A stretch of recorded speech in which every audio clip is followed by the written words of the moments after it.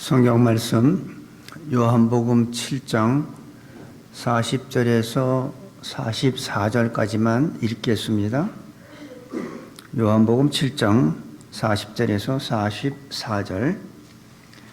이 말씀을 들은 무리 중에서 혹은 이가 참으로 그 선지자라 하며 혹은 그리스도라 하며 어떤 이들은 그리스도가 어찌 갈릴리에서 나오겠느냐. 성경에 이르기를 그리스도는 다윗의 씨로 또 다윗이 살던 촌 베들레헴에서 나오리라 하지 아니하였느냐 하며 예수를 인하여 무리 중에서 쟁론이 되니 그 중에는 그를 잡고자 하는 자들도 있으나 손을 대는 자가 없었더라. 아멘. 지금 예수님을 가지고 사람들이 지금 논쟁을 하고 있습니다. 왜 예수님에 대해서 많은 사람들은 이렇게 계속 논쟁을 할까요? 지난 예수님 당시에도 그렇지만 지난 2000년이 지난 지금까지도 예수님에 대한 논쟁은 계속되고 있습니다. 그 이유가 뭘까요? 왜 예수님에 대해서 논쟁이 있을까요? 부처에 대해서 논쟁이 없어요. 왜냐하면 예수님은 아주 간단한 게 뭐냐면 왜 예수님에 대해서 논쟁이 있냐면 동의할 수 없는 이 사건이 예수님한테는 있어요. 일반적으로 죽은 사람 가지고 우리 논쟁하지 않습니다. 그 사람 죽었어 그러면 다 동의하죠. 예수님은 지금 이 시간 살아서 역사하기 때문에 이 논쟁이 되는 겁니다. 그리고 예수님은 참 진리이기 때문에 진리는 영원히 변치 않는 게 진리인데 예수님은 스스로 그랬어요. 내가 곧 길이요 진리요 생명이라고 그랬어요. 영원한 진리예요. 잠시 진리였다가 또 새로운 학문이 나오면 그것이 바뀌는 진리가 아니라 영원한 진리. 그래서 예수님에 대한 논쟁은 지금 계속되고 있습니다. 어떤 사람들이 예수님은 과연 성자, 만약에 예수님이 성자라면 논쟁거리가 없어요. 그냥 선자 다 인정하면 돼요. 근데 하나님이라고 하고 메시아라고 하고 구세주라고 하니까 여기에 논쟁이 있게 되는 겁니다. 예수님은 죽었는가? 아니면 살았는가? 죽었다고 그러면 논쟁거리가 없습니다.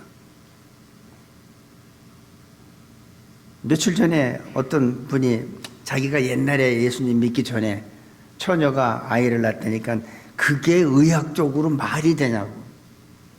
인간들은 항상 자기 기준으로 모든 것을 판단하기 때문에 이게 논쟁이 되는 겁니다. 예수님은 언제 어디서나 사람들에게 관심이 대상이기 때문에 예수님 당시부터 지금까지도 계속 오늘도 읽은 말씀 보면 예수를 인하여 무리 중에서 쟁론이 되니 이런 말이 있습니다. 이 초대교회 그 당시에 예수님은 공생애를 시작하기 전 30살 돼서 예수님은 먼저 공생애를 시작했죠. 그 전까지는 기다렸어요. 하나님의 때를. 예수님은 이 땅에 오신 것도 하나님의 때에 오셨고 공생애 시작하시는 것도 하나님의 때에 시작하신 거예요. 그래서 갈라디아서 4장 4절에 보면 때가 참에 하나님께서 여자를 통해서 보내주셨다고 그랬어요. 근데 예수님의 공생애 시작한 것도 30살부터 했어요. 그 전까지는 그냥 하나님의 때를 기다리고 보통 우리가 태어나서 30세까지 살면요 얼마나 많은 죄를 집니까? 근데 예수님은 공생애를 시작하기 전에 30년 동안 사시면서도 죄를 안 지셨어요. 그래서 성경 많은 분들에서 예수님은 죄는 없으시니라 이렇게 얘기를 하죠. 죄가 있다면 예수님은 십자가를 지실 수가 없습니다.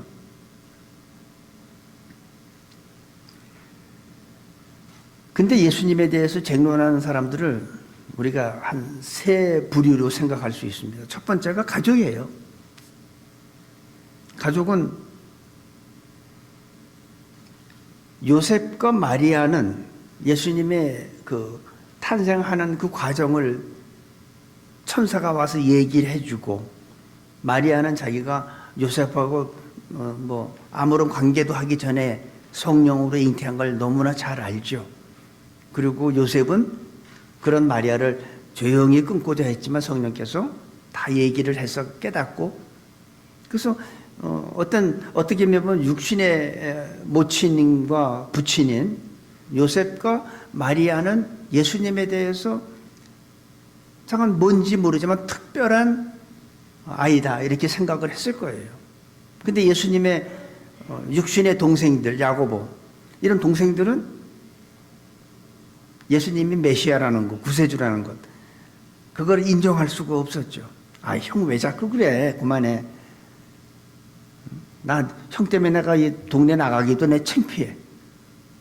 아마 그런 얘기 했을 거예요. 첫째, 예수님을 부인하는 게 가족이에요. 두 번째는 주변에 있는 사람들이죠. 이웃.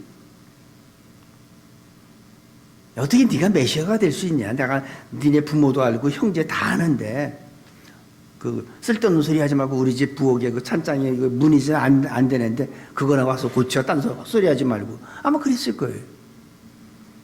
그래서 성경이 그러죠. 선지자가 고향에서 대접을 받지 못한다고, 인정받지 못한다고 그랬어요. 환영받지 못한다고.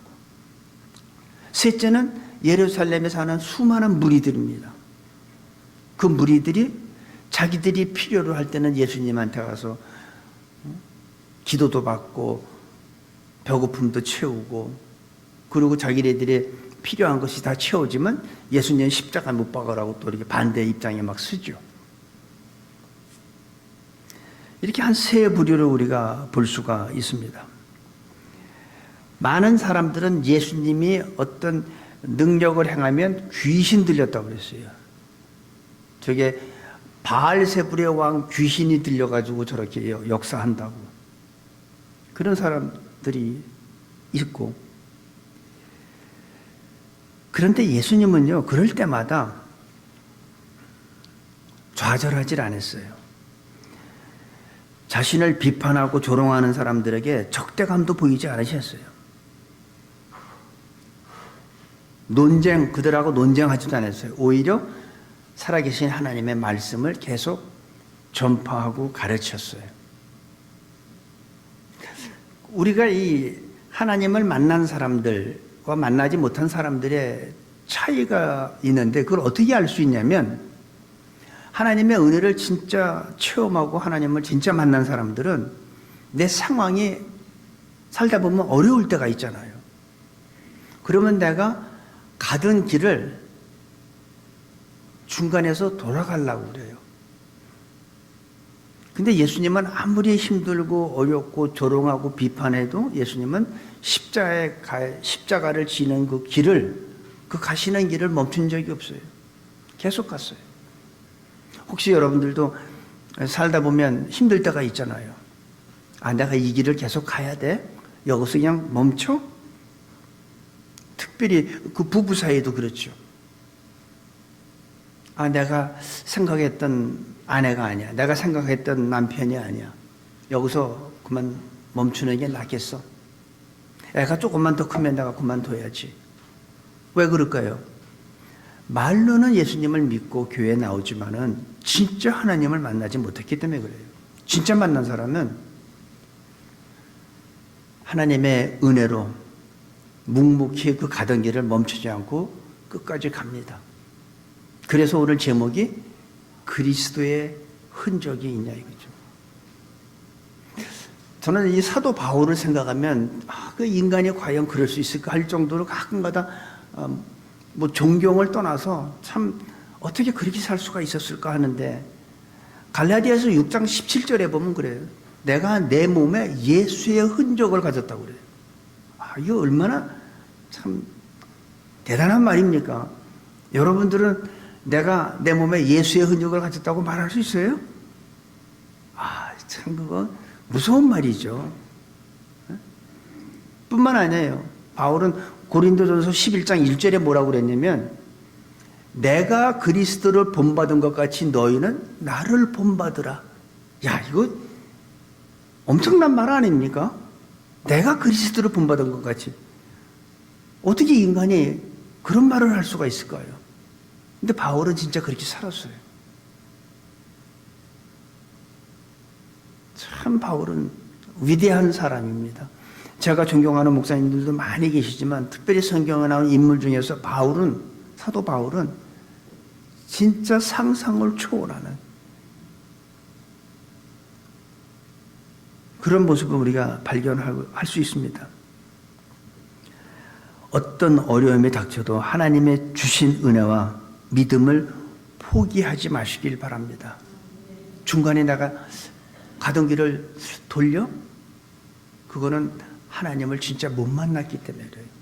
아까 우리 찬양 부를 때 갈라디아서 5장 16절, 17, 18절 말씀을 찬양을 했는데 항상 기뻐하라, 쉬지 말고 기도하라, 범사에 감사하라. 이는 너희를 향하신 하나님의 뜻이라고 그랬어요. 하나님의 뜻이에요. 우리를 부르시고 우리가 지금 가는 이 길은 많은 악한 것들이 우리를 시험하는 거예요. 우리가 그 길을 가지 못하게 하려고. 근데 진짜 내가 하나님을 만났고 하나님의 은혜를 시험한 사람이라면 포기하지 말고 그 길을 꿋꿋하게 가시기를 바랍니다. 예수님은 사람들의 조롱과 비판이 있어도 전혀 개의치 않고 계속 구원의 메시지를 전파하셨어요. 그 예수님의 그 전파하는 그 메시지를 듣고 오늘 40절에 나오는 거, 이 말씀을 들은 무리 중에서 혹은 이가 참으로 선지자라 하며 혹은 그리스도라 하며 어떤 이들은 그리스도가 어찌 갈릴리에서 나오겠느냐. 어떤 사람은 선지자라고 그래요. 하나님의 그 사람, 하나님의 종은 선지자도 있지만 제사장도 있죠. 선지자는 인간들이 하나님의 말씀을 들을 수 없으니까 선지자에게 하나님께서 말씀을 주시고 너는 가서 전하라. 그러면 선지자는 하나님의 말씀을 듣고 백성들한테 하나님의 말씀을 전하는 사람이죠. 그게 선지자죠. 제사장은 하나님 앞에 제물을 드리고 하나님 앞에 제사를 지내게 하고 백성들이 잘못한 것 있으면 하나님 앞에 이 백성들의 죄를 용서해 달라고. 그 제사장이죠.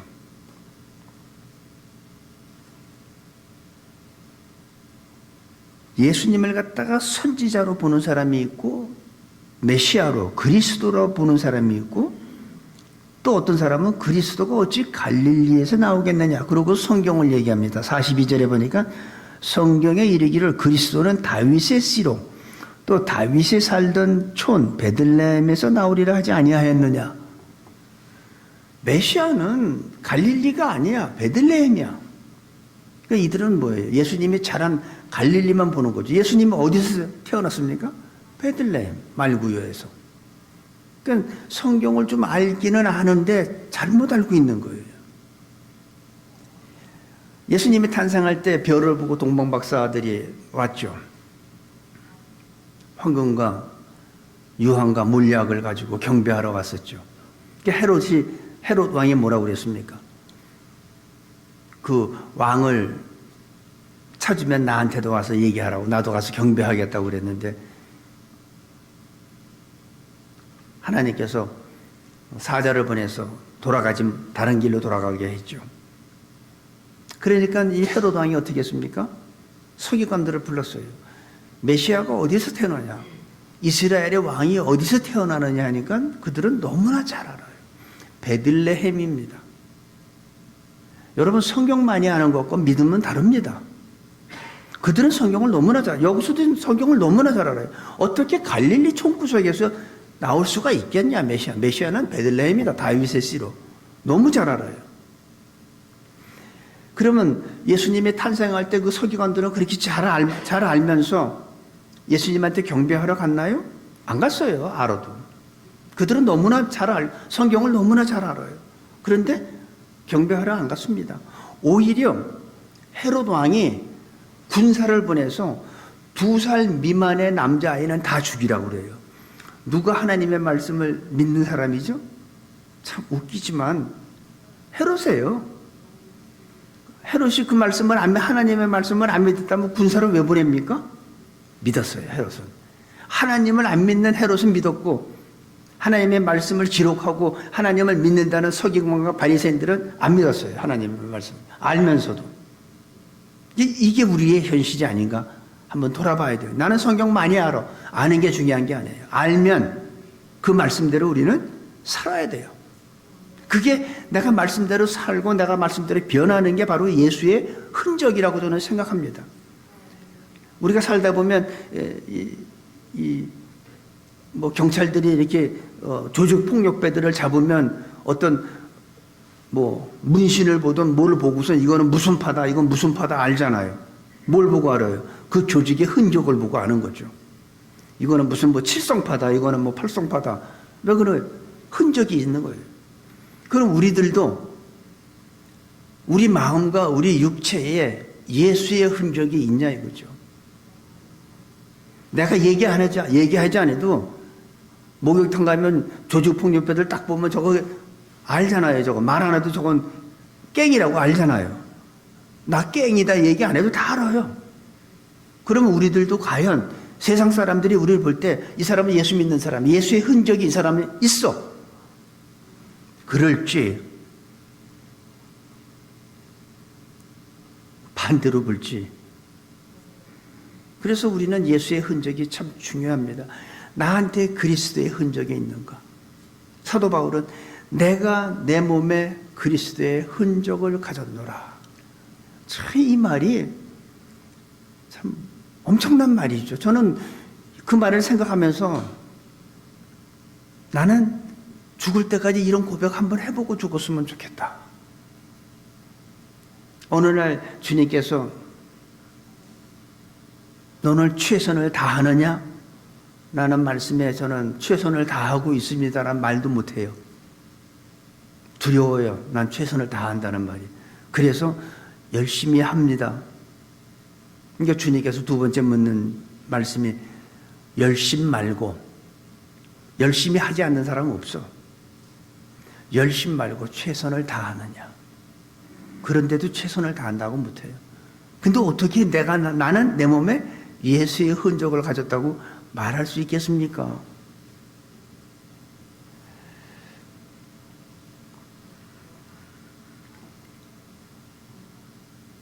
예수님을 성경을 그렇게 알면서도 종교적 지식이 많고 성경을 알면서도 예수님을 부인하는 모습들을 볼 수가 있습니다. 이런 사람들은 예수님을 그리스도로 믿고 교회 다니지만 절대로 변하지 않아요. 내가 교회 다닌 지 25년, 30년 됐어. 안 변하죠. 머리로만 믿기 때문에요. 지식으로 믿기 때문에. 안 변해요. 그렇다면 예수님을 만난 사람들은 어떤 사람이라고 우리가 생각할 수 있을까요? 예수님이 나의 구원자뿐만 아니라 온 인류의 구원자라고 믿는 사람들은 일단 예수님을 믿는다고 우리가 봐야 되죠. 하지만 거기서 끝나면 그건 진짜 믿는 게 아니에요. 그 단계를 넘어야 돼요. 내 삶과 예수님이 연결이 돼야 돼요. 내 삶 따로, 내가 말하는 예수님 믿는다는 믿음 생활 따로, 내 인격과 예수님의 인격이 만나야 돼요. 연합이 돼야 돼요. 그래서 내 인생을 예수님께서 간섭해야 됩니다.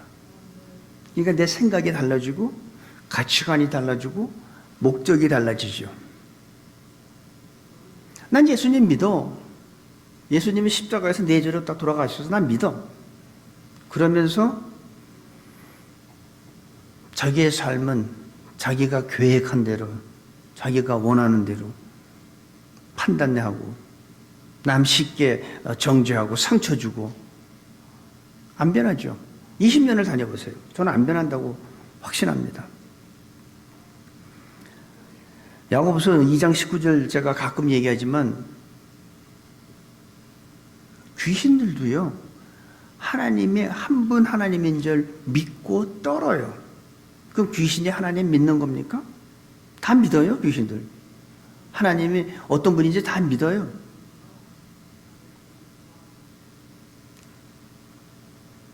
그것만 가지고는 예수님을 믿는다고 할 수는 없습니다.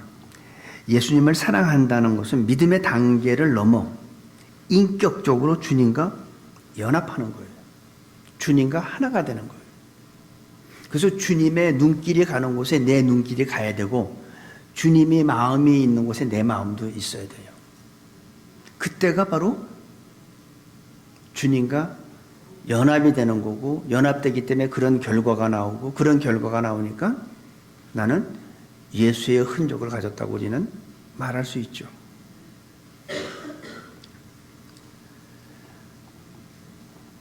사랑하는 사람을 만나게 되면 어느 그 TV에서 봤는데 사랑의 유효기간이 얼마나 되냐고 물어보니까 뭐 처음에 결혼해가지고 한 5년, 어떤 사람은 뭐 10년, 어떤 사람은 유효기간 없다고 하는 사람도 있는데 저는 사랑의 유효기간이라는 말을 그런 그 질문 자체가 전 이해가 안 되죠. 여러분 사랑은 뭐라고 생각하세요? 사랑은 내가 주고 받는 겁니까? 사랑은 주고 받는 거 아니에요. 그냥 사랑은 주는 거예요. 내가 줬으니까 저 사람도 내가 준 것만큼 나한테 오겠지. 근데 아무리 기다려도 안 오니까 어떻게 해요? 섭섭하죠. 섭섭하니까 어떻게 해요? 그 다음부터 시비 걸죠. 어떻게 인간이 그럴 수가 있냐? 내가 이렇게 10번 했으면 한 번은 와야지. 사랑은 주고받는 거 아니에요. 사랑은 그냥 주는 거예요. 주는 거로서 끝나는 게. 예수님은 우리한테 주신 거로 끝냈어요. 우리한테 뭘 요구하질 않아요.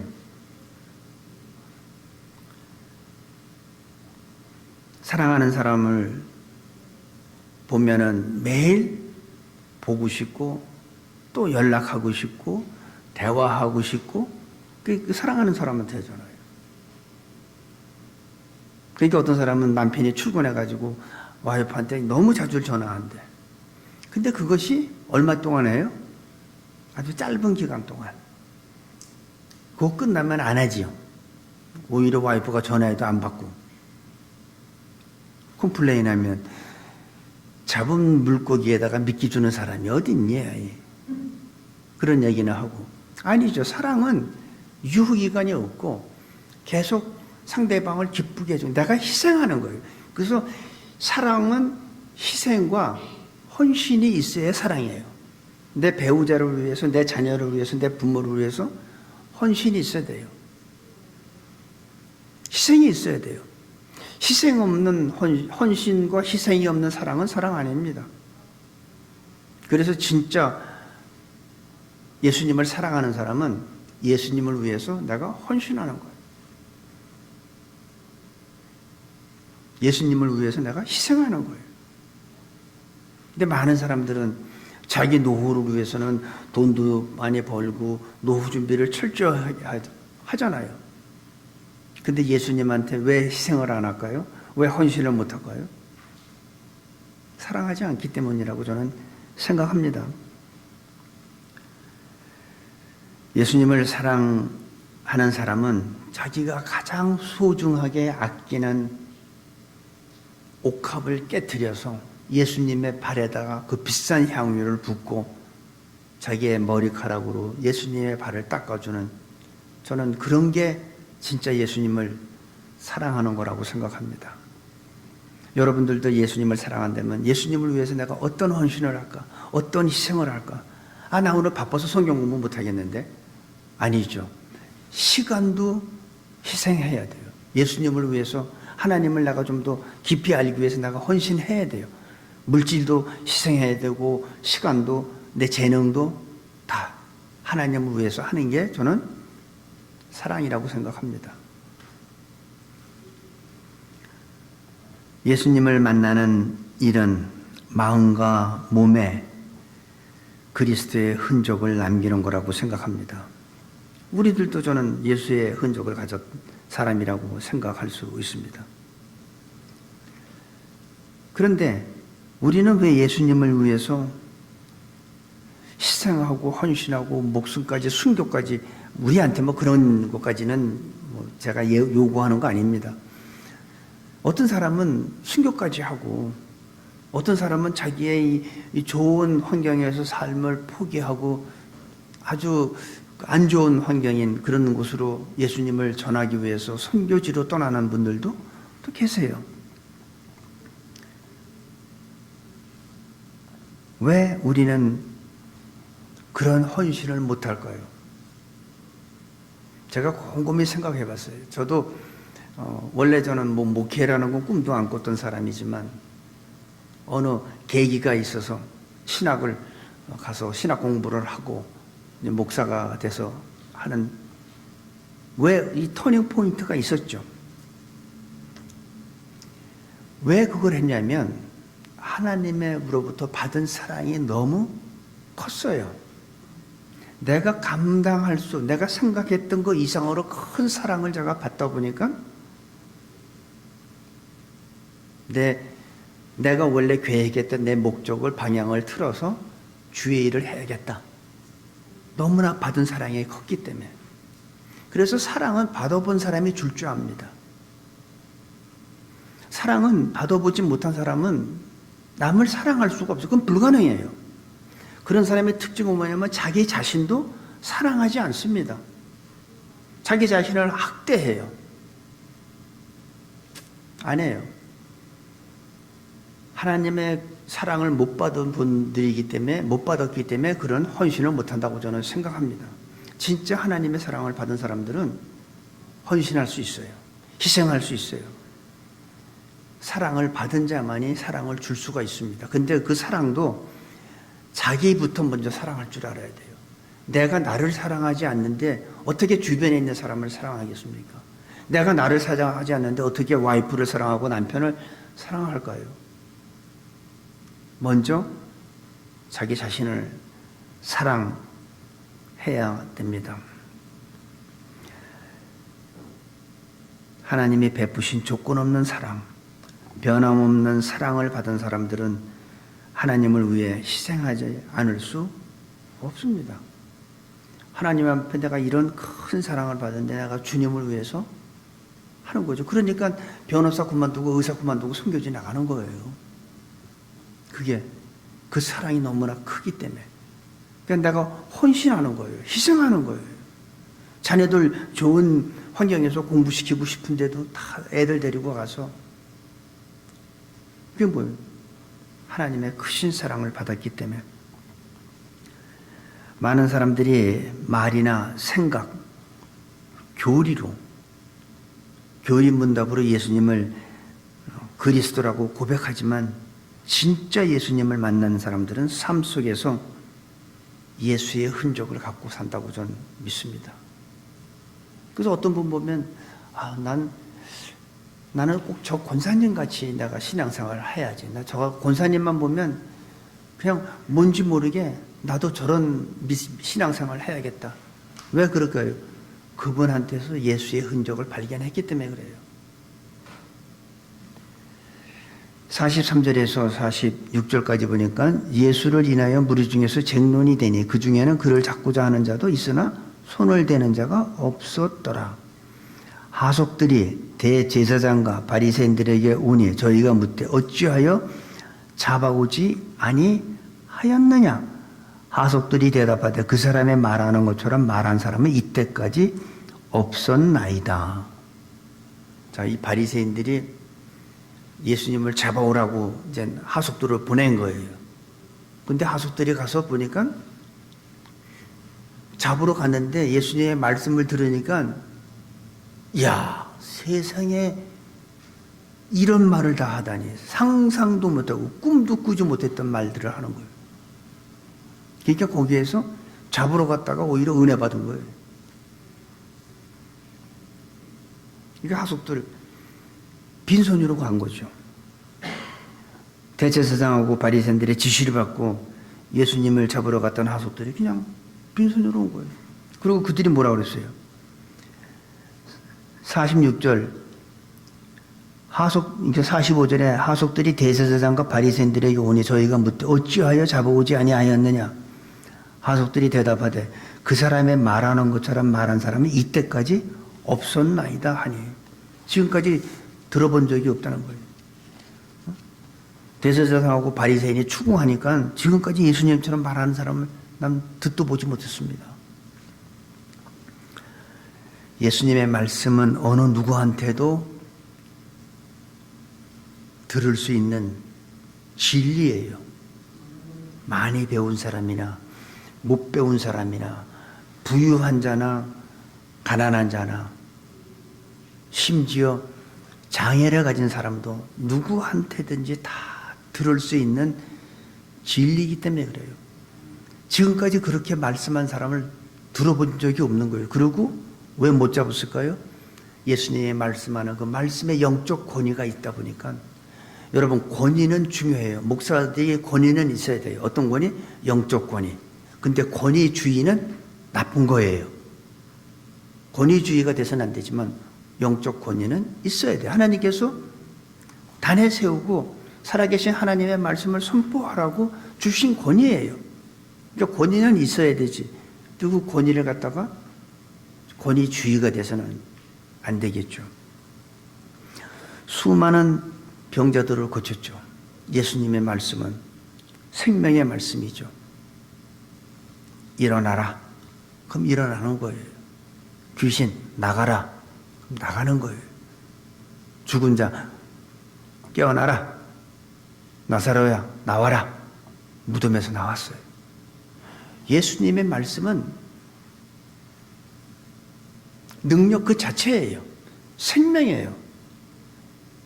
병든 자 고치고 죽은 자 살리고 귀신 들린 자 귀신으로부터 다 자유함 주고 예수님의 말씀에 예수님은 무슨 싸우지 않았어요. 그냥 말씀으로. 그래서 예수님의 말씀은 듣는 사람으로 하여금 이제까지 이런 말 난 들어본 적이 없다. 네 침상을 들고 일어나라. 일어나는 거예요. 인류 역사상 예수님 같은 분은 한 분도 없습니다.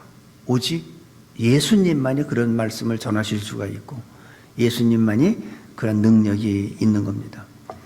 47절 48절 보니까 바리새인들이 대답하되 너희도 미혹되었느냐. 이제 예수님 잡으라고 보냈는데 이제 오히려 은혜 받고 온 거야. 그러니까 너희도 미혹되었느냐.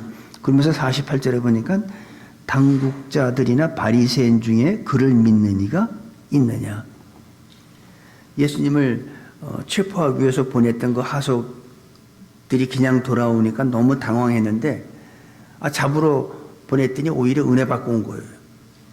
그러니까 더 당황한 게 뭐냐면 이 당국자들이나 아니면 자기들 바리새인 중에서도 혹시 예수님이 믿는 자가 있는 게 아닌가 하면서 지금 당황하는 겁니다. 예수님을 만난 사람들은 다릅니다. 예수님을 믿는 사람들은, 예수님을 만난 사람들은 뭔가가 달라요. 예수님을 만나고 보면 인생이 바뀝니다. 예수님을 만나기 전에는 죄 문제로 고민하던 사람들이 죄에서 자유 안 받습니다. 오래전에 우리 친구 하나가 이제 월남전에 이제 해병대로 월남전에 청룡부대에 갔다가 거기서 많은 전쟁터에서 많은 사람의 목숨을 죽였습니다. 전쟁이니까 내가 살기 위해서는 상대방 죽여야죠. 그래서 예수님을 복음을 전하는데 자기는 너무나 사람을 많이 죽여서 예수님께서 자기 같은 사람은 용서해 줄 것 같지 않다고 그런 얘기를 해요. 그래서 모세 얘기를 했어요. 모세도 사람을 죽였는데 하나님께서 그를 용서하고 귀하게 쓰셨다.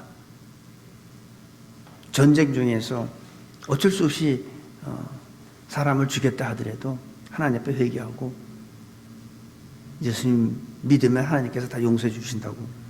그래서 그 사람을 자기가 전쟁에 나가서 어쩔 수 없이 살인을 많이 했지만 그 죄의식 속에 살다가 자유함 받았어요.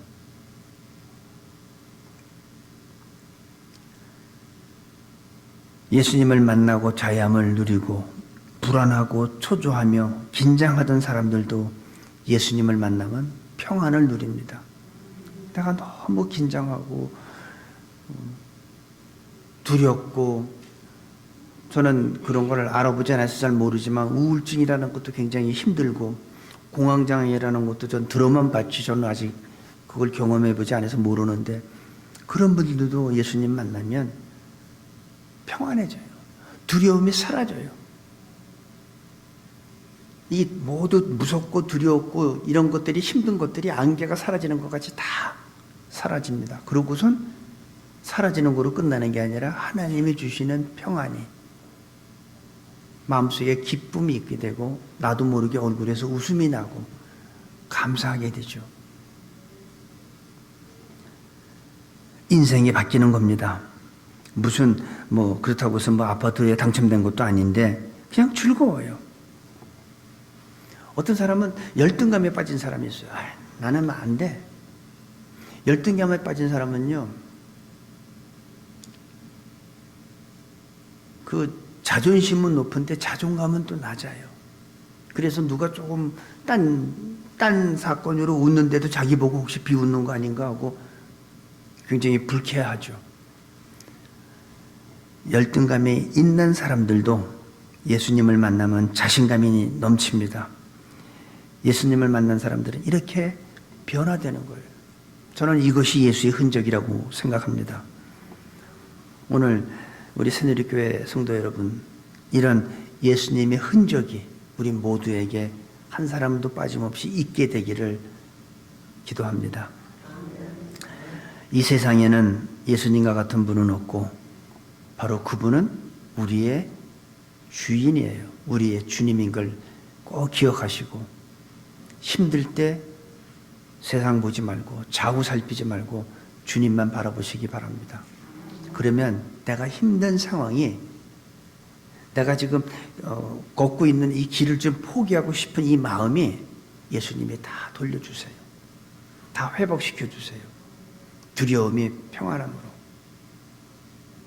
자신감이 없는, 자존감이 없는, 열등감이 있는 사람들은 자신감은 바뀌게 될 줄로 믿습니다. 기도하겠습니다. 아버지 하나님, 오늘 말씀을 통해서 저희들이 새롭게 깨닫게 되기를 바랍니다. 나는 그동안 예수님을 지식으로 믿었는지, 교리로 믿었는지, 입술로만 믿었는지 다시 한번 우리 자신을 돌아보게 하시고, 주님을 지금 사랑한다 하면서 헌신과 희생이 없었다면 이 시간부로 우리들의 마음이 바꿔지기를 원합니다. 우리는 주님을 사랑합니다. 주님께서 우리를 사랑하셔서 희생하신 것 같이 저희도 주님을 위해서 남은 삶, 시간과 물질과 우리의 재능을 다 헌신하고 희생하며 영화롭게 할 수 있는 저희 모두로 축복하여 주옵소서. 감사하며 예수님의 이름으로 기도합니다. 아멘.